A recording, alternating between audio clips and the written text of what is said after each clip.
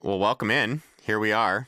We just had a fascinating conversation with Javier of the SIA affiliate in Puerto Rico, the Solar and Energy Storage Association of Puerto Rico, about some of the issues they're facing on the island on net metering policy, and he sort of took us to school on the wonky nature of the federal government and how it interacts with Puerto Rican law. Right. Yeah, I feel like for our listeners, Javier really shined an important light on the impact that policy changes like net metering in Puerto Rico can have on people. Yeah. At the end of the day, he in this episode, he points out a lot of really important things about how the people of Puerto Rico go months to a year without energy at all after Hurricane Maria hit in 2017. And now, since then, with 135,000 rooftop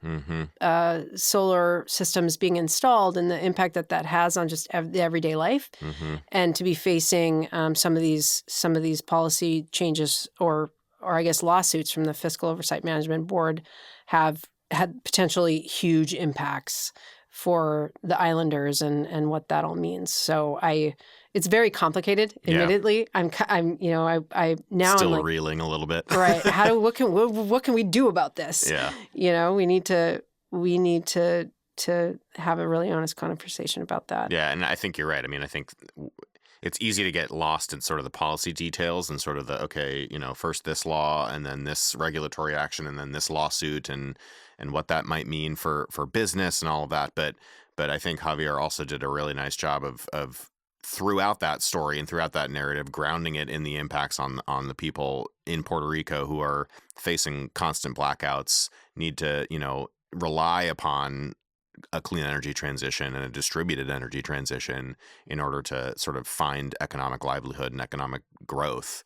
And so it is, it's just a microcosm of a lot of the things that I think we talk about within energy as an issue, that, policy leads to real impacts on everyday Americans. And in this case, the sort of livelihoods of Puerto Ricans. So right. The bottom line is that policy changes like this can have a huge impact on everyday people, and there's such a disconnect based on the bankruptcy circumstances that the island has faced and how the federal oversight looks.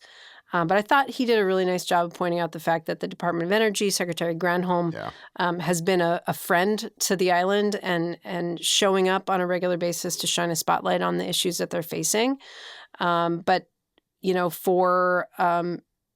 for folks to be able to see the forest through the trees is really important, because we're talking about being able to keep your lights on. Yeah. So let's not introduce policies that are actually going to be prohibiting the growth of the solar industry in a place where they rely on it to keep the lights on. Yeah. Yeah. Well, it seems like low-hanging fruit. So hopefully we can get this one right at least. Yep. Let's dive in. Javier, it's great to have you on. Really appreciate you taking the time to share about this important issue with the Good Energy audience. If you could just do us a favor and introduce yourself and CESA, but also maybe give us a kind of a backgrounder on where we're at with this really interesting and complicated net metering issue that you all are engaged in, and then we can get into the conversation. Yeah, for sure. Pleasure to be here. I'm Javier Rúa-Jovet. More specifically, I'm Puerto Rican, born and raised. I'm an attorney. I've been a public servant most of my life in Puerto Rico, and initially in environmental protection agencies and then in telecoms regulation agencies, two different worlds. And now I work, in policy at CESA. CESA is a proud SIA affiliate. We are the Solar and Energy Storage Association of Puerto Rico. We are the nonprofit trade association that represents solar and battery businesses in Puerto Rico, a policy shop. We engage with the legislature. We engage with politicians, policymakers. Public communications, public policy communication, etc. And that's what we do. Are critical. It's always, some of your listeners, I'm sure, have heard about the solar coaster it's always a solar coaster in Puerto Rico. But the current solar coaster issue is really a direct attack on the central policy that has had success in Puerto Rico to deploy solar, which is net metering, true net metering. Net metering has been in the books in Puerto Rico since 2007 when it was legislated. It was legislated back in the day because, back then you had the Energy Policy Act, the Federal Energy Policy Act, which was kind of a, asking states whether they would do a net metering policy. States and territories, and Puerto Rico did. And Puerto Rico put net metering in the books. It had some effect, but the real effects actually started to happen years later after Hurricane Maria. So as you guys know, in 2017, Puerto Rico was hit with a Cat 5 hurricane, a huge hurricane. It was actually two hurricanes, Irma and Maria. Irma was a very strong Cat 5 that hit us indirectly. It skirted us. But then Maria was a direct hit. It hit actually as a very strong Cat 4. It went down a little bit. And that hurricane basically leveled Puerto Rico's already, disinvested and unkept grid. It was destroyed, and that became, the result of that was the longest blackout in U.S. history, and it's been documented. I was one of the lucky ones. It was in my case, it was less than 2 months of a blackout in my house, but some people in Puerto Rico were without power for a whole year. And so after Hurricane Maria, which happened in 2017, you start having this island-wide consensus in Puerto Rico, at all political levels and social levels, that our energy paradigm, was wrong, and that we had to shift towards, and the energy paradigm back then, and which still is in many ways, is a highly centralized generation system with fossil generation as the source. You had fossil generators in the south of the island mostly. Puerto Rico is a rectangle, 100 miles by 35 miles wide. So you have generation 35 miles away from it's more than 35 miles because you have mountains, but you have generation in the south of Puerto Rico that has to travel to the north in Puerto Rico for the consumption, for the demand in the north. And very centralized, very susceptible to disruption. And the new consensus that was starting to build after Maria was, we have to be, for sure, less fossil, for sure less imported, more local sources, and for sure more distributed, because as opposed to highly centralized. So net metering was already in the books, but after Maria, solar systems started to be installed very fast. And net metering was a central part of that DNA, but it was solar and storage that was being installed in Puerto Rico. So in Puerto Rico, because power is so expensive, it's right now, it's been up to 33 cents per kilowatt hour. Right now it's a bit lower. It's lower than that. It's like a quarter, 25 cents, 24, 25 cents. But in Puerto Rico, power is super expensive and unreliable. So, net metering is the policy that makes it pencil for almost everybody in Puerto Rico, all social classes. And people starting installing solar and batteries after Hurricane Maria. And that has meant like from negligible numbers to now we have like over 900. We have over 900 megawatts of distributed solar, rooftop solar. That's over 130,000 systems, mostly residential, but starting to grow a little bit on the commercial and industrial side. And that's the policy. And all of a sudden, the only thing that's working in Puerto Rico is under attack by this entity called the Fiscal Oversight and Management Board. When you say distributed generation for the lay audience, that means rooftop solar installs to the tune of 135,000 across the island, which is amazing. And that means cost savings for everyday people. That means a more reliable energy service every single day, and not going, months on end with no energy, no fridge to refrigerate your medicine, no lights on to take care of yourself. So now, if you could just take 30 seconds on net metering and break it down for folks who don't understand what that means. And then let's get into the Fiscal Oversight Board and how that's changing the policies. Yeah, very simply, net metering is the policy that allows people to save with the solar they export. So think of it as if the solar you generate in your roof, you first consume in your house, but then the excess goes back to the grid as if it were spinning your meter backwards. And then at night, when there's no sunlight, you consume from the grid, and the meter spins again forward. And at the end of the month, you net that backwards and forward motion, and you pay for your net consumption from the grid. And it's basically a very simple policy that works for people to lower their bills with their solar energy, their solar power. So one thing that is also happening in Puerto Rico, it's been happening since before Maria, is that Puerto Rico has been in this island-wide bankruptcy process. You might have Puerto Rico was the biggest municipal bankruptcy in the history of the United States. Billions of dollars, and that prompted Congress to create an entity called the Fiscal and Oversight Management Board to basically help steer Puerto Rico out of bankruptcy. Mm-hmm. And since that entity was created, it's not been a friend of solar in general. I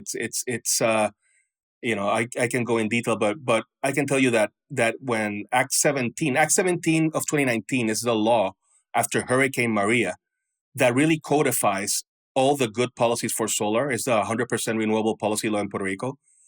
So when Act 17 is being drafted after Hurricane Maria, the legislature and back in the day, I was working with Sunrun but working very closely with CESA also, because Sunrun is a CESA member.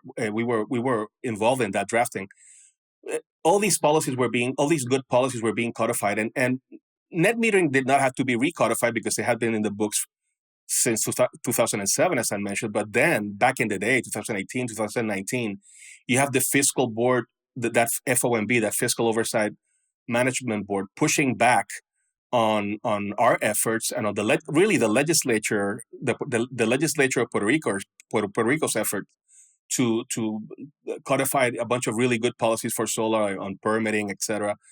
And they pushed back on the idea of net metering, and that became this language in Act 17 that net metering was going to be revised into some other policy in the year 2024.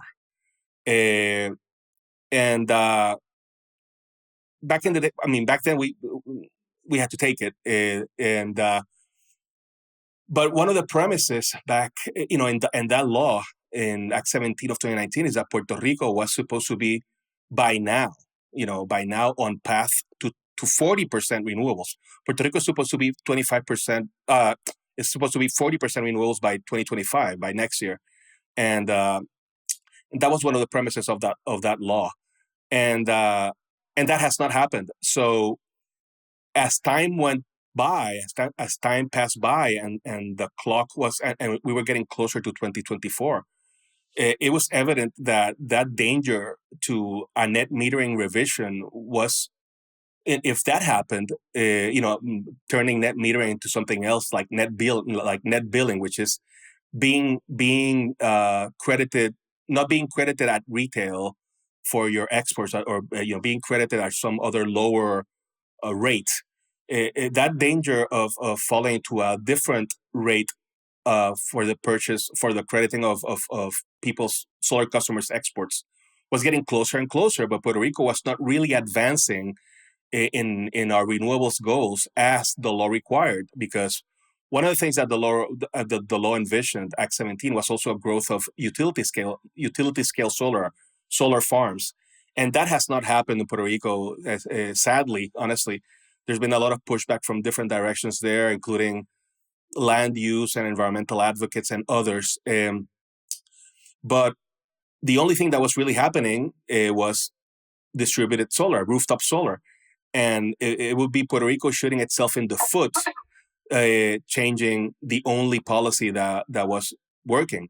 So what happened there is that an environmental group, Sierra Club, filed a bill in the legislature about, there's something in Puerto Rico called bills by petition. I think it's also in California, where an entity can petition a bill to a legislator. So Sierra Club petitioned, a bill. It was Senate Bill 1064 to push forward, that revision of net metering. The initial bill said something like net metering would not be revised until Puerto Rico exceeded 25 penetration of rooftop solar. Then in the legislative process, that got amended into something more, something clear, which was basically, basically the net metering will not be revised until 2030. Basically is what the new law says, and that new law is called Law 10 or Act 10 of 2024, and that's precisely what that extension is. Precisely what the Fiscal Oversight Board, is attacking in federal court. Actually, the Federal Oversight and Management Board filed a lawsuit to annul Puerto Rico's Law 10 or Puerto Rico's Act 10 of 2024 that extends net metering until 2030. And that's where we're at. The FOMB sued the governor who signed the law. And so the governor of Puerto Rico is a defendant. And the Senate of Puerto Rico, the president of the Senate, is an intervener. And they're both defending Law 10 from different angles, but they're both defending Law 10. And CESA is helping out. We're helping out with our subject matter expertise, and there's other entities that have that tried to intervene. The Sierra Club and Solar United Neighbors attempted to become interveners. They were denied by the federal court, the federal bankruptcy court, but they are filing an amicus brief on the 23rd of this month, which is good. At least they're going to be able to do that. And on our side, CESA, we're leading a very wide effort on our own amicus that includes many nonprofits, local nonprofits and stateside nonprofits, and also solar businesses. And we'll file our own amicus on the 30th of October. So that's where we're at. What's specifically in front of the judge, and when I say the judge, I say the Puerto Rico Federal Bankruptcy Court on that it's really the New York Bankruptcy Court that's dealing also with this bankruptcy process. So in that court, the Fiscal Oversight Board represents Puerto Rico in a way, but it's also you have the Puerto Rico governor, you have the Senate of Puerto Rico intervening. What's precisely before that judge is a motion for summary judgment by the fiscal board to kill Law 10, and then there's also a motion for summary judgment by the Senate itself on extending or protecting Law 10. The Senate is basically, alleging that it's and stating that the Fiscal Oversight Board is totally infringing on democracy here, and because Law 10 that extended net metering till 2030 was approved unanimously in Puerto Rico, unanimously by all Puerto Rico parties. There's 5 parties in Puerto Rico. It's different from the states. We have 5 parties, from the extreme left to the extreme right. They are all supportive of Law 10. They all voted for it in 2 houses, House and Senate. And the Senate is basically defending its constitutional prerogatives to do policy and against this action by the fiscal board. So, and there's also oppositions to each other's motions for summary judgment that are before the judge. The actual opposition for the motion, for the FOMB's motion, will be filed by the Senate on the 23rd of this month. So that's going to be before the court, and the court will rule one way or the other. We hope they rule in the Senate's way. Javier, thank you for laying all that out. It strikes me, we talk a lot at SIA and in the industry about how complicated energy policy can be and how hard it can be to explain issues like this to sort of average consumers or even folks within the sort of energy sector.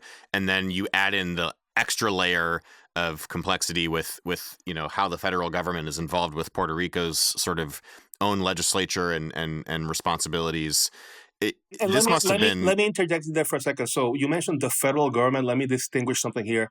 So the federal parts of the federal government have been very supportive of Puerto Rico and of net metering. The Secretary of Energy, Secretary Granholm, has been in Puerto Rico at least 7 times, maybe 8 times, and she's made public statements in favor of net metering. There was one that was like headlines in the Puerto Rico paper of record, and DOE's Solar Access Program, which is a fund for low income people and people with disabilities for rooftop solar, also presupposes the existence of net metering to get its to be successful. That's the federal government on one side, but on the other side you have this entity, which was created by federal law. It was created many years ago, but it was created. It was under President Obama, honestly. But he had the Tea Party on board, so it was hard to get something through Congress that didn't have this fiscal oversight board. One thing is bankruptcy protections, which is something good. The other thing is having the Tea Party's wishes come true and having this austerity focused board that really is in many ways is just being counters a very, very tunnel vision people, so that's what happened. Back in the day when Promesa is the name of the federal law. It's the Puerto Rico Oversight, Management, and Stability Act, I think. It's weird because Promesa means promise in Spanish, and I don't know what that came out of. Just wanted to make that distinction because the federal government has been supportive in many ways, especially the current federal government under President Biden and Vice President Harris.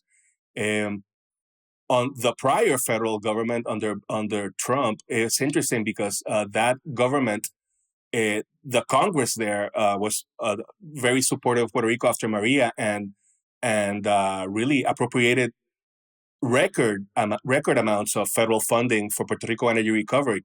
But and the president was forced to sign those bills for political reasons. But he signed them. That's good. But then it became layers and layers of bureaucracy to get those funds flowing during that presidency, something that changed a lot during the Biden presidency. So we have to make all these distinctions because the federal government is complex and it's multifaceted. There's so many layers to this, and I guess my question is what sort of challenges you have faced in the community in Puerto Rico in talking about this issue and getting folks on board with sort of the campaign that you're running to defend this law and keep net metering and keep rooftop solar sort of growing in Puerto Rico, in laying all of that out and explaining this complicated policy and evolution of this policy in sort of normal terms. Like what's that experience been like trying to get folks on board? In Puerto Rico, as I mentioned, rooftop solar is it's consensually loved by everybody, because people live it. People from all social classes. I mean, we did a white paper on this using HUD data and census tract data and other data. In Puerto Rico, 60% of installs, 58.8% of solar installs are people of moderate and low incomes. It's normal people that are protecting their lives from the grid with solar and batteries. So people vote with their feet and their actions, and people go solar in Puerto Rico. So you don't have to convince people about this.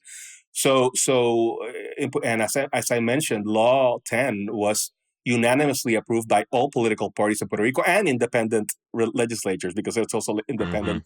So you don't have to convince anyone in Puerto Rico. The real problem here is that the Fiscal Oversight Board is an unelected entity that is very, very, very powerful, and it's in many it's I would say, completely immune from local politics.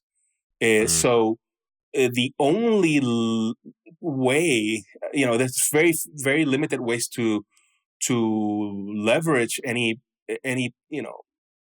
democracy in there, right? So Mm-hmm. it's members that have protected terms. So our wish, I mean, for the first time in the history of that fiscal oversight board, the majority of those board members are Democrats now, for the first time Mm. now, and recently, past month or two.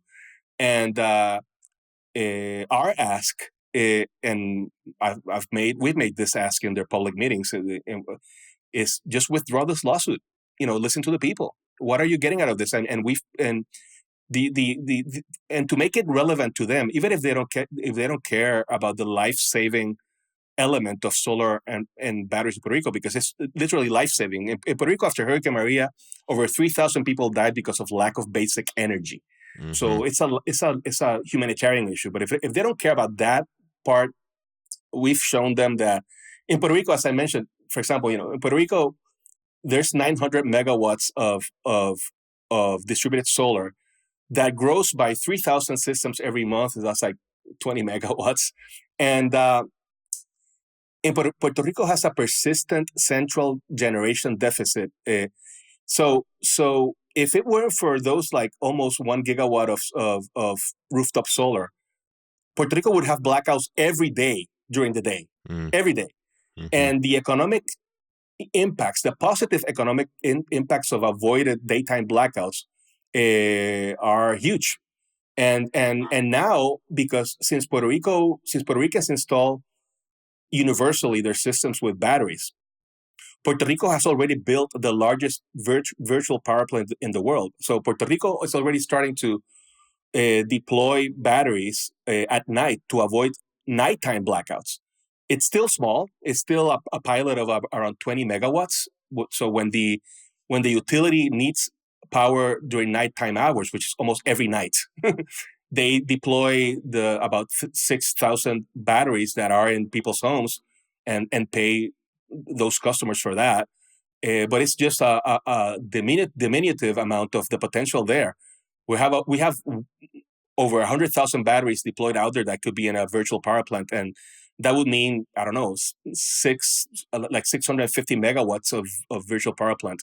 So the economic impacts, and besides that, you have like job creation and billionaire impacts of $1 billion impacts of infusion to the Puerto Rico's economy. So we've made these statements, and they're all very well laid out in a study that a specialist, an expert called Stephen Gable Associates made, and it's published in his website, and it's also in our website about so check this out. In Puerto Rico, the naysayers of net metering usually attack net metering as some sort of subsidy where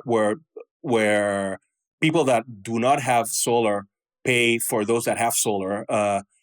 But in Puerto Rico, one of the basic conclusions of the Gable and Associates study that I mentioned is that given some of these like factors that I mentioned, including, like avoided fuel costs and avoided transmission, but very also very specific Puerto Rico aspects about blackout prevention, etc. So the benefit for a solar customer in their house, or the benefit of solar for a person that has solar, is the retail cost of power. So 24 cents per kilowatt hour. That's the current retail rate in Puerto Rico. It's been up to 33, but right now it's 24 cents. But that benefit, the benefit that solar customer sends to the rest of ratepayers in Puerto Rico right now, just measuring very direct things like avoided fuel cost, avoided transmission distribution losses, and resiliency benefits, just measuring very direct benefits, that 24 cents that becomes 33 cents that solar customer is sending to all other ratepayers in Puerto Rico today. And that's just in very direct benefits. And if you compute in indirect benefits that are usually like the environmental benefits of clean energy, the health benefits of clean energy, socioeconomic and economic development benefits, then that 24 cents becomes $1 of benefits that solar is creating in Puerto Rico right now. So we've made this argument to the fiscal board, but so far they seem to have fallen on deaf ears. But these are arguments and facts, honestly, that the Senate of Puerto Rico is citing on their official documents in the federal case. So that's a good thing. What I don't understand, Javier, is why this case exists. Like, the benefits of solar are very clear in Puerto Rico. In everything that you're articulating to us, what is still very fuzzy to me is like what is the Fiscal Oversight Management Board trying to achieve by eliminating net metering? Like what's the point? What's their argument? I would love them to make the argument that I mean, they're making a set of arguments that are talking points, but I don't think it's their real interest. We would really love that they lay out their real interests. The arguments they are making officially in the case are that so specifically what Law 10 does is that. So let me go back. Back in when Act 17 of 2019 was legislated, what that law said was that in April of 2024, the local regulator, which is called the Energy Bureau, after performing a value of solar and storage study with stakeholder participation, after doing that, then it would have the ability to set a new net metering rate or set a new value for exported solar, and that was the past law. And the new law, what Law 10 does is that study will be performed in January of has to be started in January of 2030. So it just pushes a study forward. But the fiscal board is saying that law is somehow an attack on the independence of the regulator, which is bonkers. That's what they're saying.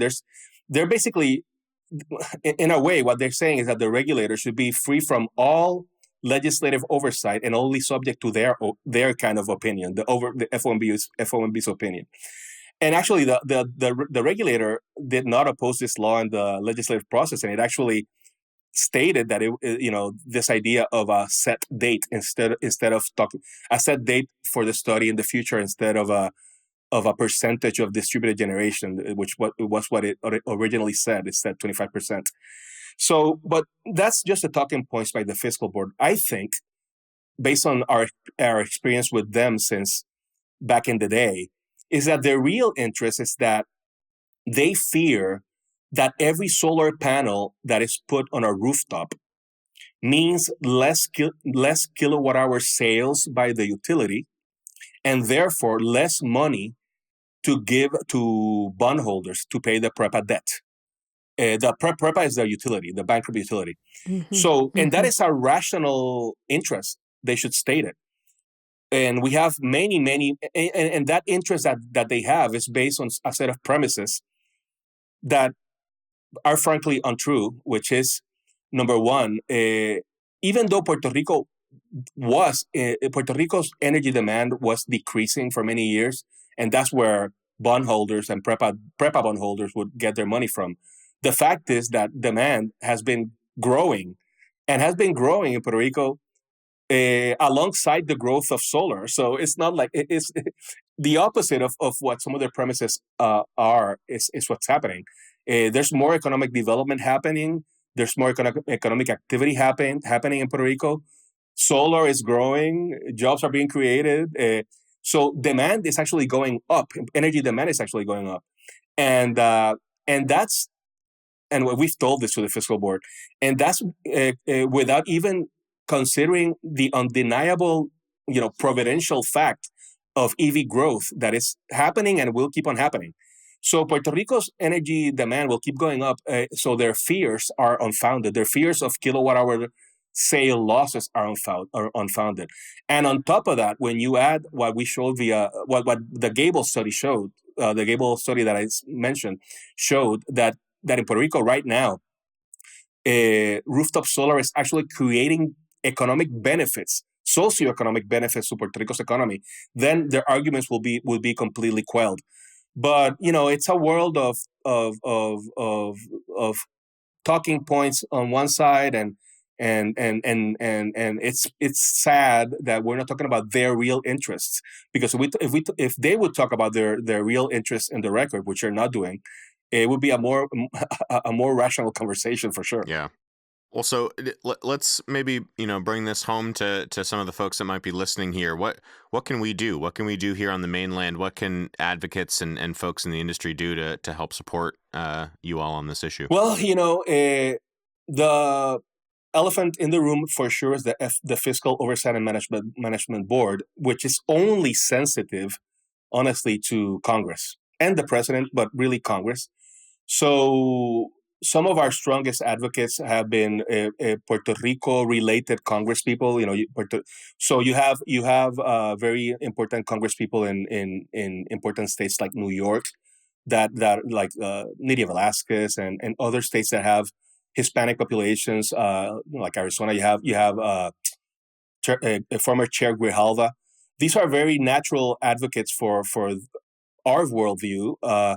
They love solar, they love Puerto Rico, and they have sent letters to the fiscal board on this topic.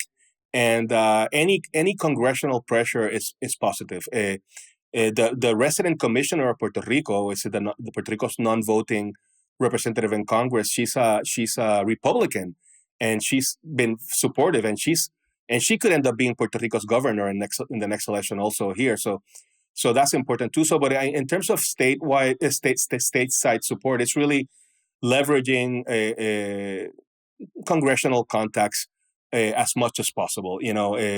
There's been sign-on letters in the past. There might be one in the future, and we'll keep you posted. SIA has been extremely supportive of our local efforts here on advocacy. So SIA has always been there. SIA has always been there for us. So we'll definitely keep you posted for things to do. Yeah, that sounds good. Well, Javier, I really appreciate you walking us through this complicated issue, and I think as you've noted, it kind of sums up a lot of the challenges that we're seeing across the country in terms of the narratives around, what the future can look like on distributed energy, what customers need when it comes to grid resilience, and what we're facing in terms of increased extreme weather. And I think you will find a lot of friendly ears both here at SIA and within the broader community about the issues that you're facing. And I hope that we can get a win for you. But anything else that you'd like to share with us before we wrap up? Just quickly failed to mention another very, very big thing is that Congress appropriated, there's over $20 billion, and that could be more, $20 billion that were appropriated for Puerto Rico grid, for the Puerto Rico grid, honestly, and Puerto Rico recovery, power recovery. And sadly, initially, many go through FEMA. FEMA is low and quirky. It's just an insurance agency. But one thing that's usually a challenge elsewhere is lack of funding. Puerto Rico has funding. It's just that it's disorganized. Puerto Rico is, first of all, internally, it's locally disorganized because you have too many cooks in the kitchen. You have PREPA, the utility, then you have private operators, Luma and Genera on generation side, and then you have other governmental agencies, and they all pull in their direction. If all this money were to be, our ask and our wish list is that this money be directed to the maximum degree possible towards what we envision to be the bottom-up grid, and the grid that allows for 100% renewable energy, and the grid that is healthy and can take a lot of renewables. And so far, it's really piecemeal, a few substations here, a few fixes there. But but we need a more coherent vision on how to invest that money wisely, so that we can get to the future that we're dreaming of, and that we have put in law. And in any way that the federal government can also, and entities, stateside entities like SIA and others, can think along these lines and talk along these lines, moves the conversation in the right direction. Because right now it's just too fragmented, and we want to turn that around. Really appreciate it, Javier. I keep fighting the good fight, and we'll be right here to support, and we'll see you around. Thanks so much. Thanks, Javier. Bye.